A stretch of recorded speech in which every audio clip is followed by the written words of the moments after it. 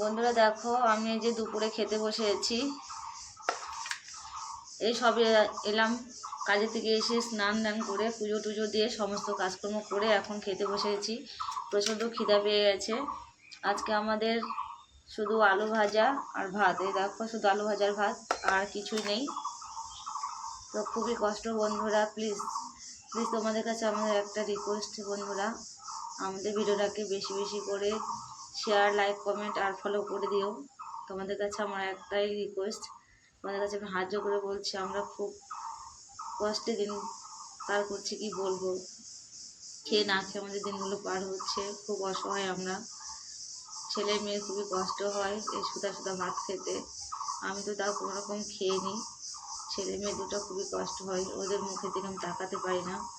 Please তোমরা আমার ভিডিওটাকে শেয়ার করে দিও একটু বেশি করে, আর ফলো করে দিও। তোমাদের কাছে আর কিছু চাই না, আমি এটুকু শুধু চাই। আমি একা কাজ করি, জানোই তো তোমরা, আমি একা কাজ করি, আমি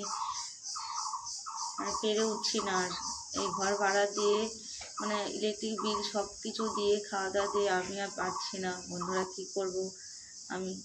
তো ভাবলাম যে সোশ্যাল মিডিয়া থেকে অনেকে অনেক কিছু করে, অনেকে এখান থেকে টাকা ইনকাম করে অনেক কিছু করতে পারে। তো আমাদের তো সংসার চলে না, ছেলে মেয়েকে আমি ঠিকমতো মানুষ করতে পারছি না, ওদেরকে আমি ঠিকমতো খাওয়াতে পারছি না। তারপর তোমার একটা ভালো মন্দ খেতে চেলেও আমি ওদেরকে দিতে পারি না ওদের মুখে।